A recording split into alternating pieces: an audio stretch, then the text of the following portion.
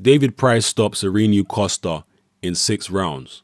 It was a cautious, methodical, workmanlike performance by David Price. He didn't take any risks. He just stuck to his jab. He had a shorter opponent in front of him, a slower opponent in front of him. So he didn't want to rush out and try and look for the knockout. He just stuck to his guns, kept the guy on the end of the jab, kept his defense where it needed to be. He was anticipating everything Costa was doing. Yes, he did have his left hand down, but I think given how slow his opponent was, he didn't feel the threat of any imminent danger. I think that's why he had his left hand down as much as he did. And obviously he was trying to relax and enjoy himself in the ring. And I thought it was a fairly decent performance. It wasn't as dynamic or dramatic as Joseph Parker's performance against Costa, for example. Parker knocked out Costa in 4 rounds and did it in a very explosive fashion. And prior to landing a knockout blow, he was lighting Costa up with all types of combinations, and it was very exciting.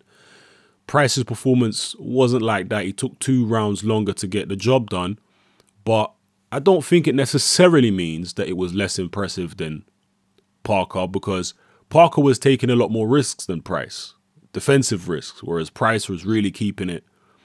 Apart from the left hand down, he wasn't leaving himself out of position. Let's just put it that way. When he was throwing shots, he always had his opponent where he wanted him to be.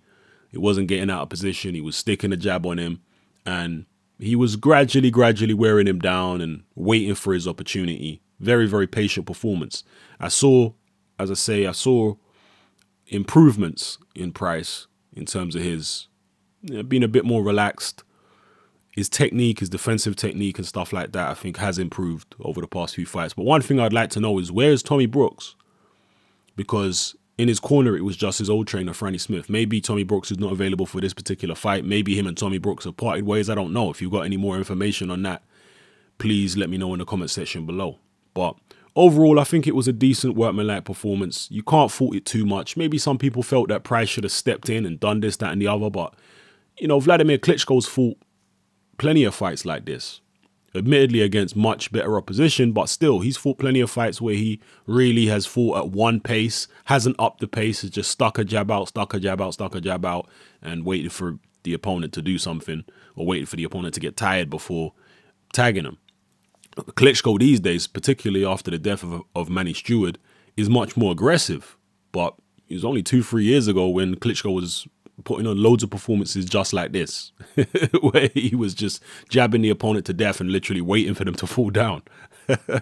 So, yeah, you know, Price knows that he don't have the greatest chin. I'm not going to get into the debate with people whether he's got a glass chin or not, but he knows he don't have the greatest chin. So therefore, he's not going to be, particularly so soon after the Thompson defeats, he's not going to be a guy that's going out there to try and take every risk in the book just to get the knockout. You know, he's not going to be as cavalier as a guy like Joseph Parker, for example. So, yeah, I thought it was an okay performance. It was cool. He's still improving.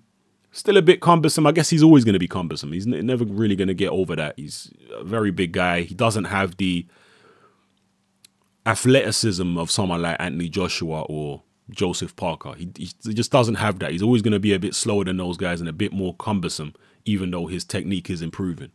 So drop your comments below. Let me know what you felt about this performance by David Price. It's your boy Hatman. I'm out.